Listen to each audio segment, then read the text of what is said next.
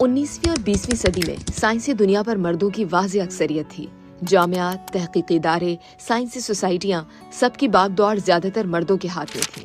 ایسے ماحول میں جب کسی خاتون سائنسدان نے غیر معمولی کام کیا بھی تو اسے بھی وہ مقام ہمیشہ نہیں ملا جس کی وہ مستحق تھی۔ کئی مواقع پر اس کا نام تحقیقی مکالمے میں نمایاں ہی نہیں کیا گیا، کبھی اعزازات میں نظر انداز کیا گیا اور کبھی اس کے کردار کو پس منظر میں دھکیل دیا گیا۔ اسی رجحان کو بعد میں میڈلڈا ایفیکٹ کا نام دیا گیا، ایک ایسی اصطلاح جو اس بات کی نشاندہی کرتی ہے کہ خواتین کی سائنسی کامیابیوں کا کریڈٹ کم کر کے دکھایا گیا یا دوسروں کے نام کر دیا گیا۔ یہ اصطلاح دراصل اس تاریخی پیٹرن کی عکاسی کرتی ہے جس میں خواتین کو اپنی قابلیت ثابت کرنے کے لیے دوگنا محنت کرنی پڑی، مگر پہچان پھر بھی ادھوری رہی۔ میڈلڈا ایفیکٹ کی اصطلاح 1993 میں مورخ سائنس مارگریٹ روسیٹر نے متعارف کروائی۔ انہوں نے اسے 19ویں صدی کی حقوق نسواں کی علمبردار میڈلڈا جوسلین گیج کے نام پر رکھا۔ انہوں نے سب سے پہلے یہ بات اٹھائی تھی کہ تاریخ میں خواتین کے علمی کارناموں کو اکثر دبا دیا گیا ہے۔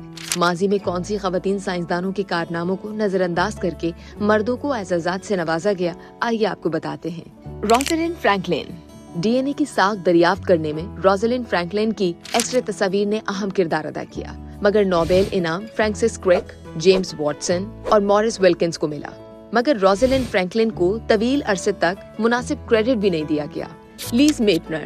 نیوکلیئر فشنگ کی دریافت میں اہم کردار کے باوجود نوبیل انعام لیز میٹنر کے مرد ساتھی کو ملا تھا، جوسلین بیل بورنیل۔ 1967 میں بطور گریجویٹ طالبہ جوسلین بیل بورنیل نے پلسار یعنی تیزی سے گھومنے والے نیوٹرون ستارے دریافت کیے تھے، لیکن 1974 میں نوبیل انعام جوسلین کے بجائے ان کے سپروائزر کو دیا گیا۔ بعد میں سائنسدانوں نے ان کے کردار کو تسلیم کیا اور انہیں متعدد بڑے اعزازات سے نوازا۔ چین شیونگ وو۔ 1956 میں چین شیونگ وو نے ایک تجربے کے ذریعے پیریٹی وائلیشن ثابت کی جس نے طبیعیات کی بنیادی اصول بدل دیے۔ 1957 کا نوبیل انعام ان کے نظریاتی ساتھیوں کو ملا، مگر ان کو شامل نہیں کیا گیا۔ Ninety Stevens. نیٹی نے 20ویں صدی کے آغاز میں دریافت کیا کہ جنس یعنی میل اور فیمیل ہونے کا تعین ایکس اور وائی کروموزومز کرتے ہیں۔